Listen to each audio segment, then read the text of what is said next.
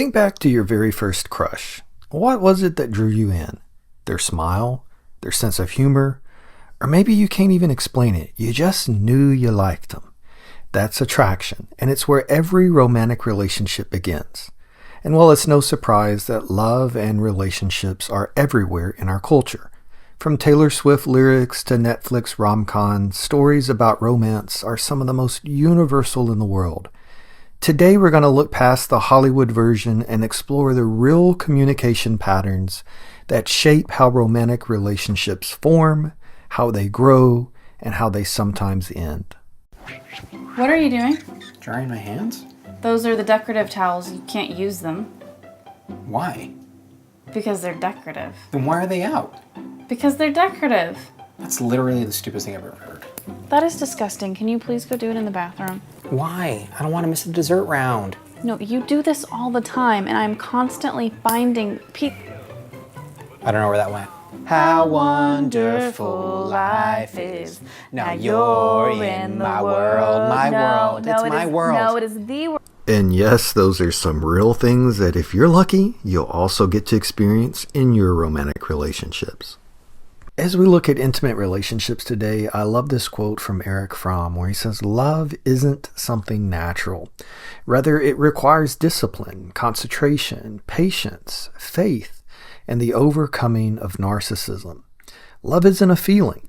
It is a practice." That leads me to my first question. Are we born with the ability to love? Well, we're born with the capacity for love and connection, but you see, we aren't born knowing how to love, especially in healthy and lasting ways. As infants, we form bonds through attachment, which is instinctive. Our goal is to survive. But the skills that make relationships successful, communication, empathy, conflict resolution, the ability to compromise, all of those skills are learned and practiced over time. So in short, the drive to connect, to attach, and to seek closeness with other human beings, well, that is innate. We're born with that.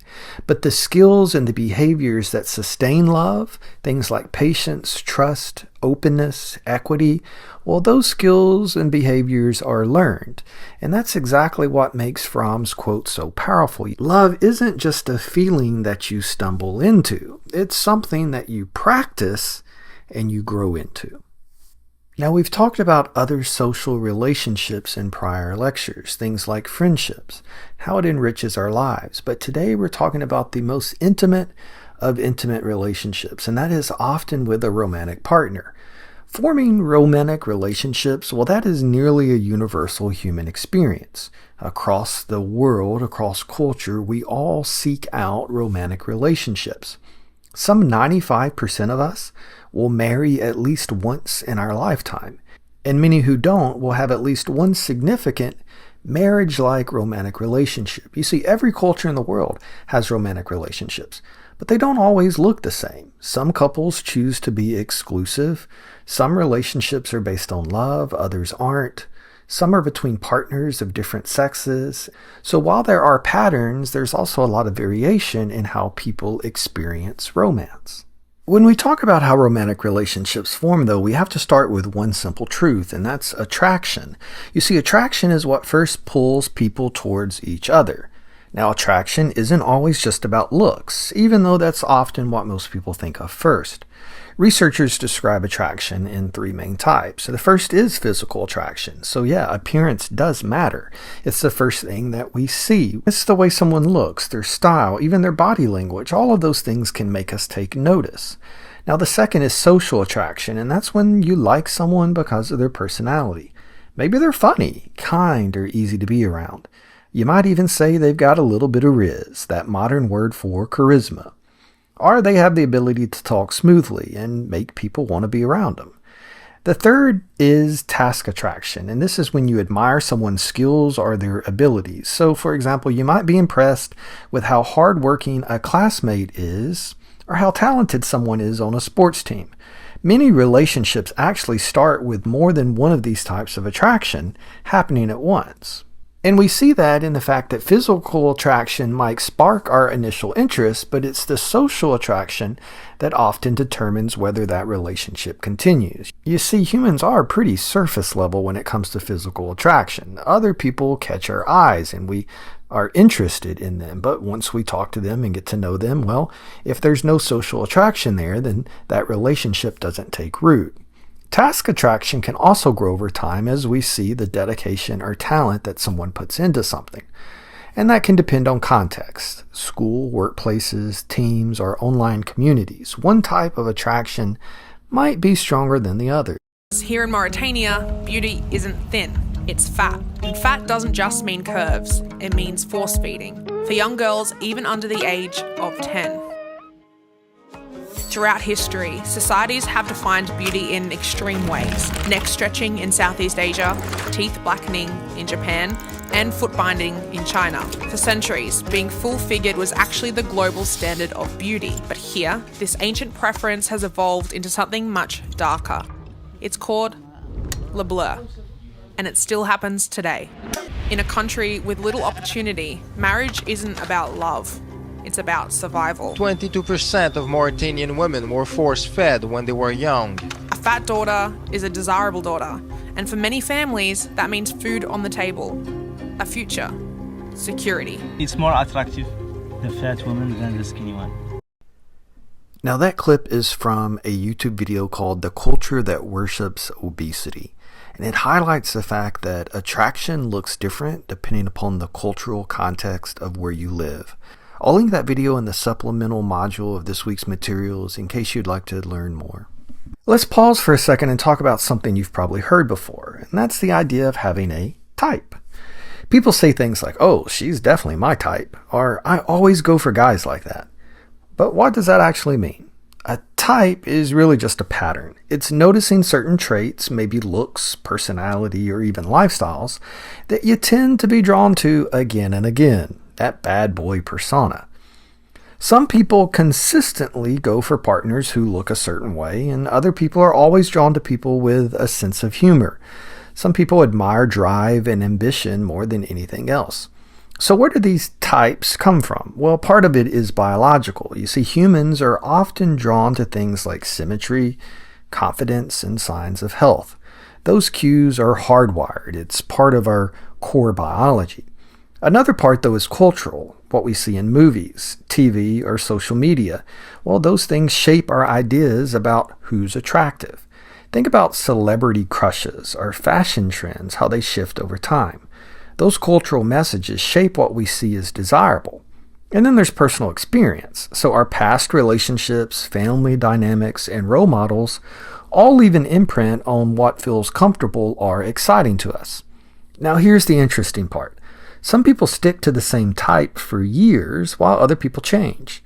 So what you were into at 15 may look very different from what you find attractive at 25 or 35. And here's a caution. Having a type, well, sometimes that can trap people in unhealthy patterns.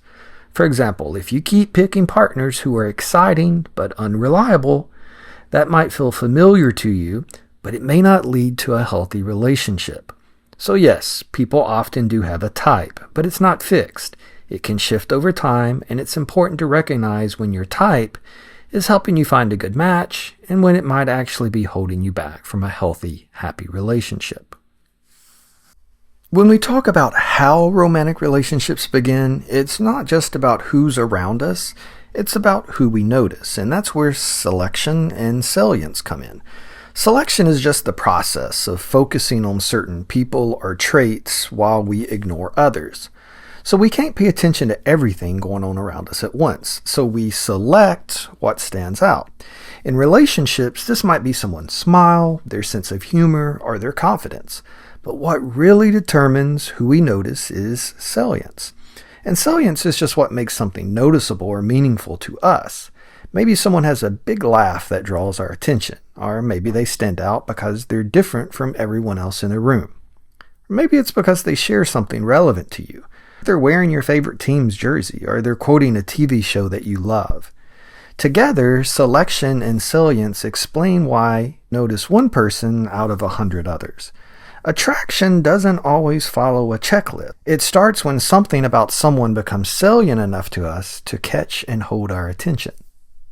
When we meet someone new, especially in the context of dating or romantic relationships, we usually don't make a long list of all of their traits and then carefully tabulate them up to see, does this person check off a certain percentage of my boxes?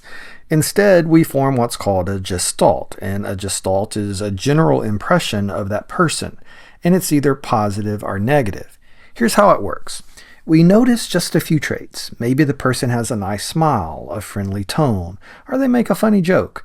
Our brain then takes those few details that we have, and based off of our past lived experiences, it fills in the rest of the picture for us.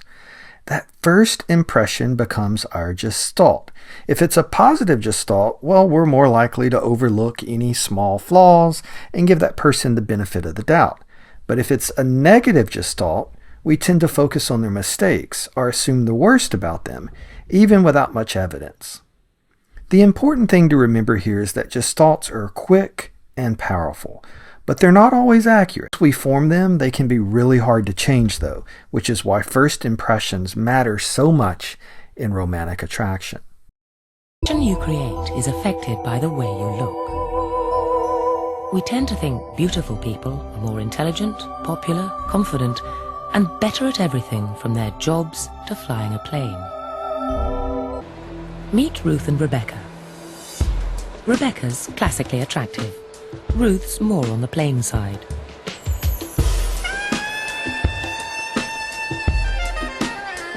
They're going to demonstrate that how you look affects how you're treated. They're going to struggle up staircases at opposite ends of Liverpool Street Station in London with heavy bags. First up, Ruth. How long before a knight in shining armour rescues this damsel in distress?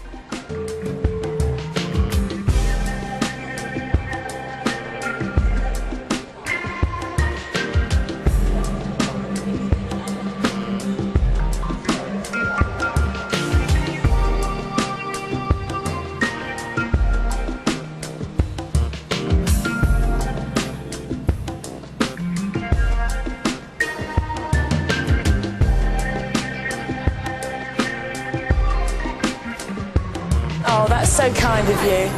Helped at last, but by 2 women, and it took 45 seconds. Now Rebecca's turn. How long before she's rescued? Would you mind? Just shattered. I'm just trying to get to the top of those stairs there. Can you do the other one at the same time? All of 8 seconds. Oh, this is very kind of you. Ruth is occasionally saved, but it takes longer. On average, 70 seconds. Stand up. Rebecca's average, 24 seconds. Just stop by these phones here would be great. Thanks. You'd be forgiven for thinking that this caveman behaviour is more about sex than chivalry. But there's more to it than that. Thanks. We have a tendency to think highly of beautiful And just people. because they are very, very delicate. Sorry. What's in them? Family heirlooms, would you believe? Bringing them back from my mum. And we want to be near them, as if some of their glory will reflect onto us. I'm going to be really rude now and ask one more favour. Could you lend me some money? How much a night? An American study found business graduates earn $600 a year more for every extra inch of height. So, to test whether size really does matter, we took 2 actors to the streets of New York. Marcus and Melvin are almost identical. Same age, similar looks, just one obvious difference. Marcus is 6'4" and Melvin's 5'2". But who looks more successful at work? First, tall man Marcus. He's a lawyer, doctor, and their accountant. I would say he's an executive who likes sports. Probably earns maybe about $500,000 a year. 54, 58, close to 60 a year, 60,000. I would say maybe 100,000 a year. He looks like a tycoon. Now short man Melvin. He's little. Maybe a cook. He's like a cook. I think he's a quiet guy, and he's not very happy. I think he's having a difficult situation right now. Minimum wage, I guess, $20,000 a year? On average, they credited Melvin with a meager $20,000 income and Marcus with a whopping $220,000. All thanks to a difference of 14 inches. I wish I was his size, tell you the truth. That's wild, bro. They really looked at that short king and said minimum wage. It highlights the power of first impressions and how we judge people every single day on nothing other than appearance. First impressions are powerful, and when they're negative, they're especially hard to overcome. That's because our initial impression creates a kind of filter. Once we decide someone is rude, awkward, or untrustworthy, well, we tend to view everything else that they do through that lens. Because of this negativity bias, our tendency to pay more attention to the bad than the good, it can take 10, 15, or 20 positive experiences with that person to erase the damage of that one bad first impression. That's crazy. Let me say that again. If you have a bad first impression of someone, it can take 10, 15, or even 20 positive experiences to erase the damage of that bad first impression. So that tells us first impressions matter. Think about it. If your first date with someone goes poorly, well, you're probably not going to give them another chance. If you do, they may have to work very hard over time to change the image of that first impression. The same is true in our friendships or at work in professional settings. One awkward or negative first meeting can take dozens of positive encounters to undo. And that's why people say you only get one chance to make a good first impression. Once it's formed, reversing it takes serious effort and a whole lot of consistent positivity. We've talked about how clothing and appearance can have a huge impact on how we perceive other people. And this is context driven. You can see the guy in his business suit. Well, you would form certain impressions about who he is, what kind of life he lives, his personality, intelligence. And the same guy in his casual wear, well, you would form a very different impression about those same things. You see, we craft our own specific image of people, but it's always context driven solely in terms of first impressions by our appearance. Another big factor in forming romantic relationships is something really simple also, but extremely powerful, and that's proximity, our closeness. Basically, we're more likely to form relationships with people that we spend time with. Think about it. Classmates, coworkers, neighbors, teammates. These are all people that we see regularly, and that repeated exposure makes it easier for a connection to grow. Psychologists even have a term for this. It's called the mere exposure effect. Simply saying that the more often we encounter someone, the more likely we are to like them. It's kind of like hearing a song on the radio. Maybe you didn't love it the first time, but by the fifth or sixth time, well, you found yourself singing right along. Proximity works the same way with people.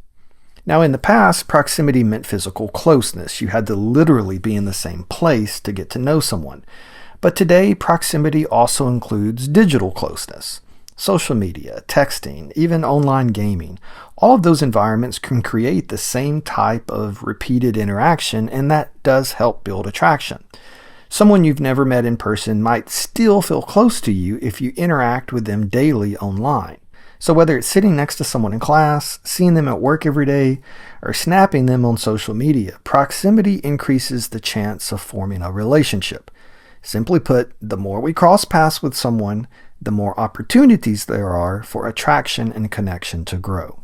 Research does show us, however, that face-to-face time is still the best way to really build attraction and connection.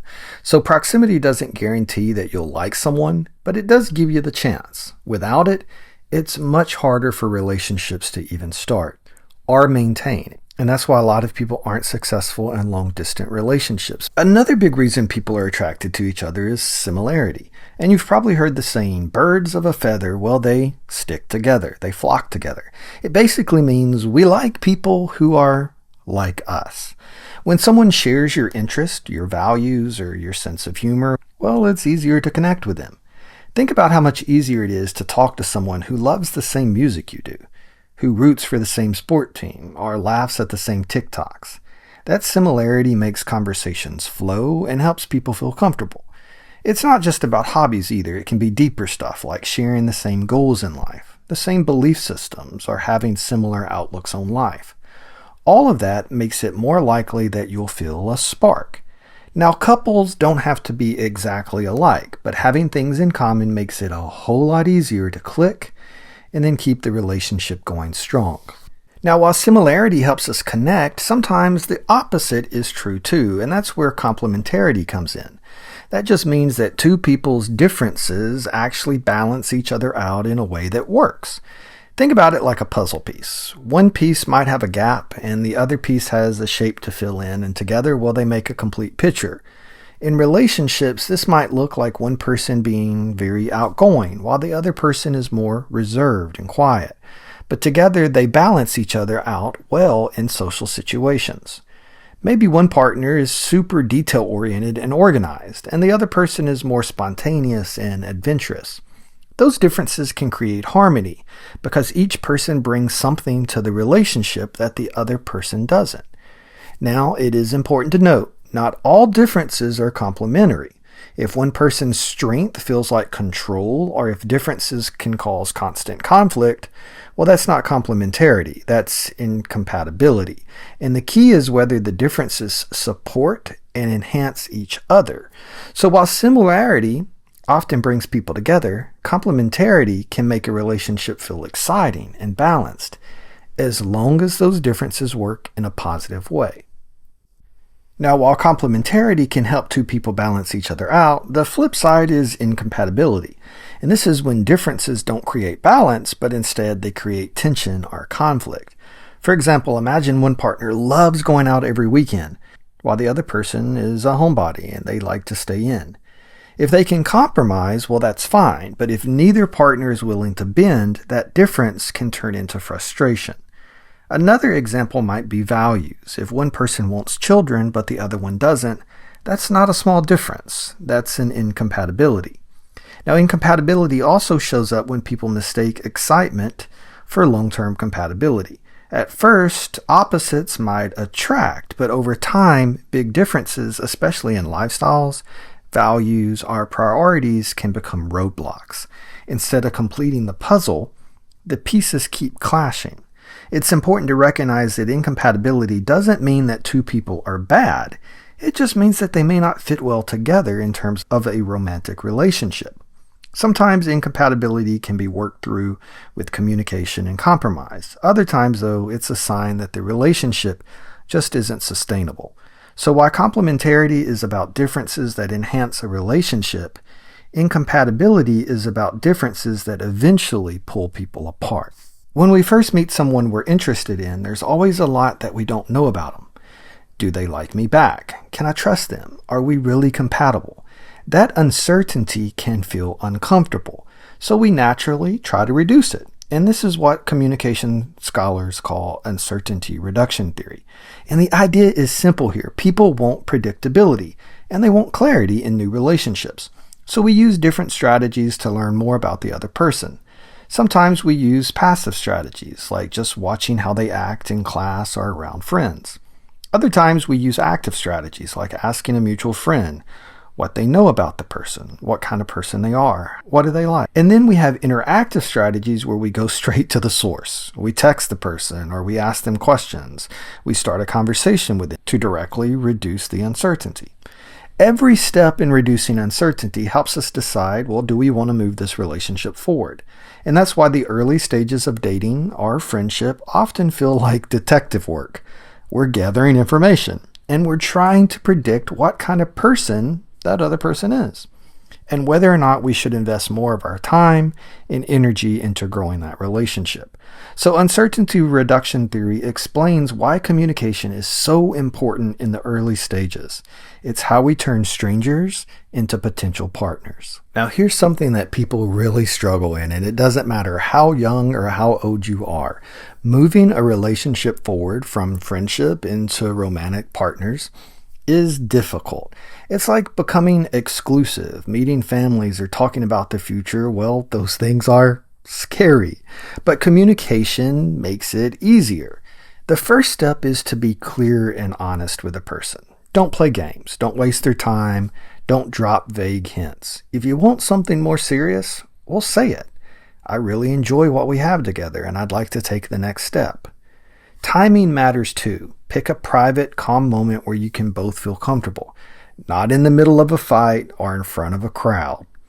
Use I statements, so you're talking about your feelings, not demanding theirs. So you can say things like, I feel ready to be exclusive. That sounds a lot better than, you need to commit. You hear the difference there? Then you need to open the door for their perspective, so you can ask them, how do you see us moving forward? This turns it into a conversation instead of a demand. And finally, be ready for any answer. Honestly, if they're not in the same place as you, that doesn't mean that you wasted your time. It just means that you communicated clearly and you gave the relationship a chance to grow honestly. Respecting their response is part of healthy communication. Jake just asked me to be his girlfriend, and I said yes. She's transforming into a girlfriend.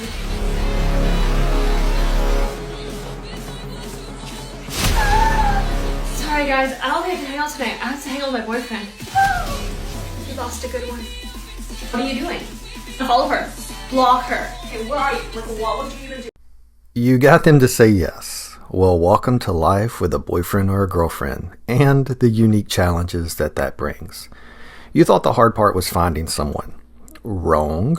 That was the easy part. The hard part is now going to be to grow and to maintain that relationship over time. But the good thing is that relationships follow very predictable stages.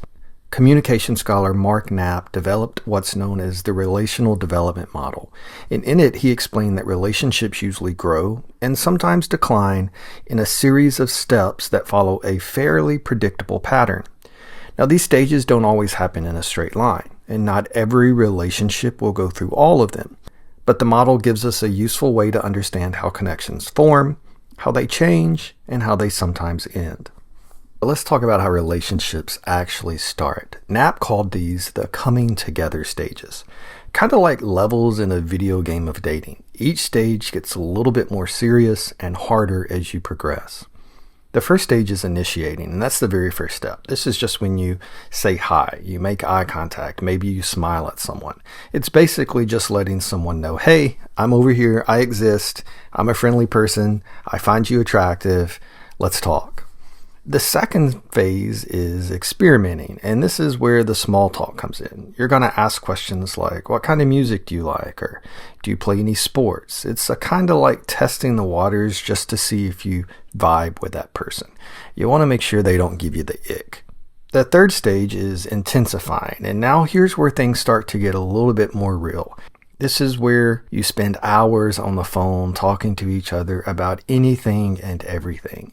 You start sharing secrets, maybe forming inside jokes. You text at all hours of the day. What you're doing here is you're showing trust and you're saying, hey, I actually like you a lot. The fourth stage is integrating, and this is the stage where people outside of your relationship start to see you as a pair. So instead of just you and them, it becomes you guys. Friends and family might even start saying your names together like it's one word. You see, in communication, our language often reflects the position and the stances that we take. So we tend to use I language when it's just us, when we're viewing the world through the lens or perspective of being single or a solo traveler. If a romantic interest asks me, well, what are you doing for spring break? And I say, oh, I'm going to go to Miami with some friends. It's going to be so fire. Well, that signifies that I'm looking into the future, forward tense, but I'm looking through it from the perspective of just me. However, if a romantic interest said, hey, what are you going to do for spring break? And I say, well, I was really hoping that we could do something. Is there somewhere that you'd like to go?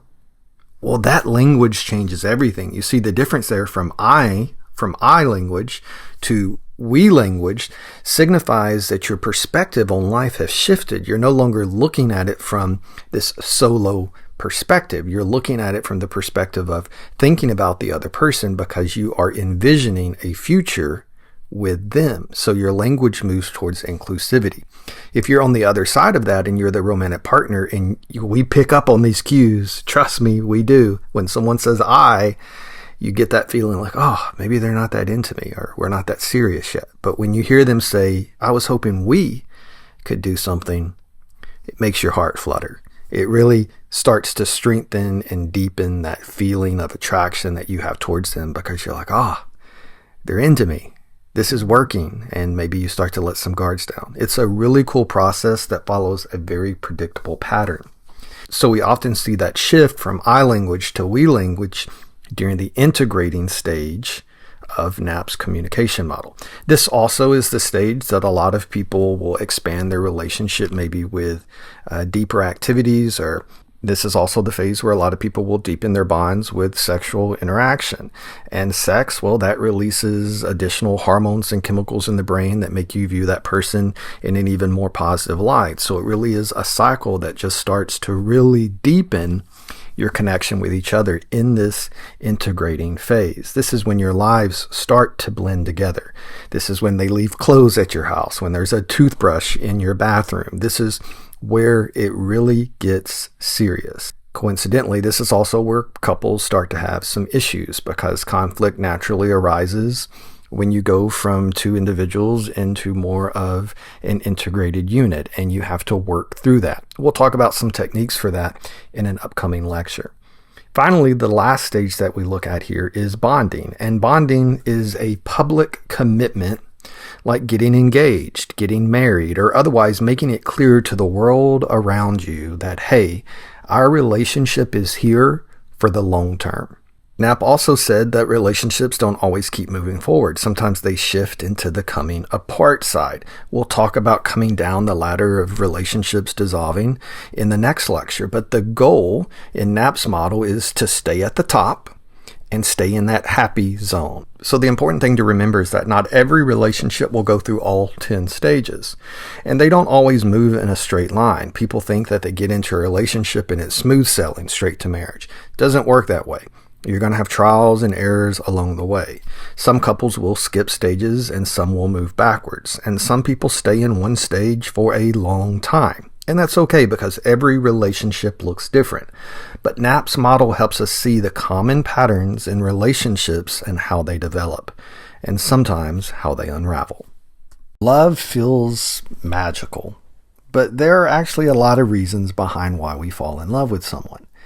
Biology plays a huge role. When we're attracted to someone, our brains release chemicals like dopamine, oxytocin, and serotonin. Those are the same chemicals that are linked to happiness and reward. That's why people sometimes say love is like a drug. Well, because your brain is literally hooked on those good chemicals. Psychology matters too. Attachment theory says that the way we bonded with our caregivers as kids shape how we love later in life. Some people feel secure in relationships, and other people get anxious and need lots of reassurance. Some people pull away when other people get too close. We're also drawn to people who are similar to us, and we really like it when someone shows that they like us back. And then there are things like social and cultural influences. Proximity that we talked about makes us more likely to fall in love with people who we see often. And when we fall in love with people, we want to see them even more. It's a cycle that strengthens and builds that relationship. Culture and media also tell us stories about what love should look like, from fairy tales as kids to TikTok trends. All of those scripts help shape our expectations of what love looks like. So why do we fall in love? It's not just one thing. It's our biology, our psychology, and the social world all working together. Love might feel mysterious, but actually there's a lot going on behind the scenes.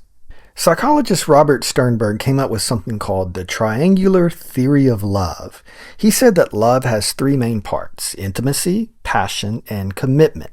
Intimacy is closeness, that feeling of trust where you can share your secrets and be yourself around someone.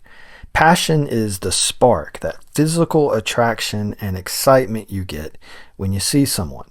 And commitment, well, that's the choice to stick with someone through thick and thin, something long term. Now, depending on which side of the triangle is present, love can look a little bit different. If you only have intimacy, well, that's friendship. If it's just passion, well, that's infatuation, like having a crush. Commitment without the other two is what Sternberg would call empty love. Staying together but without closeness or any spark in that relationship.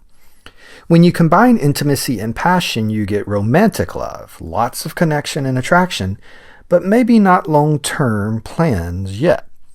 Intimacy plus commitment is compassionate love, often seen in long marriages where the passion has cooled off over time, but the closeness and the loyalty between two people remain strong.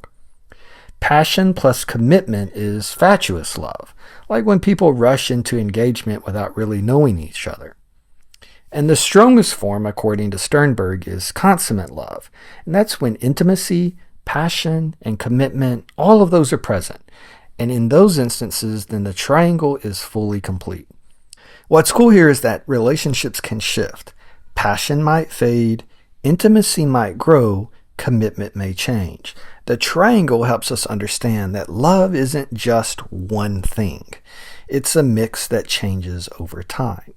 Now, once a relationship begins, the real work becomes figuring out how to keep that relationship strong and moving forward. Communication researchers Stafford and Canary identified 5 main behaviors that we can use as couples to maintain our relationships. The first is positivity, and this is about keeping your interactions enjoyable, complimenting the person, jokes, laughter, simple acts of kindness that can go a long way. If your partner feels good around you, well, they're going to want to keep spending time with you. The second is openness, and strong relationships need honesty and they need trust. That means being willing to share your feelings and also being willing to listen. It's easy to only talk about the fun stuff, but openness means having the harder conversations too. Conversations about boundaries, expectations, and concerns. The third is assurances. These are the little ways that you show commitment to your partner, saying things like, I care about you, or I love you, I'm not going anywhere, or even talking about the future. Those messages reassure your partner that your relationship is stable and that it's secure. The fourth is social networks, and this one is especially critical, and it's one that people mess up sometimes. Because when people look back on failed relationships, one of the biggest regrets they often have is that they neglected their old friends and their family. It's natural. Listen, the mere exposure effect told us that we want to spend all of our time with someone new. We want to be near them. It's fresh, it's exciting, and that closeness feels good. It makes us feel good. But if you cut yourself off from your social network, well, you lose a support system that is hard to rebuild later. Healthy couples find ways to stay connected to each other as well as to each other's friends and families. And finally, there's sharing tasks, and this means splitting responsibilities fairly, whether it's chores, planning dates, or taking care of everyday responsibilities. When one person feels like they're carrying the load of the entire relationship, well, that can build resentment. Sharing tasks makes the relationship feel like it's a team effort. Together, these 5 behaviors, positivity, openness, assurances, social networks, and sharing tasks, are the building blocks of relationship maintenance. Couples who practice these consistently will report higher levels of satisfaction, commitment, stability, and their relationships will last longer.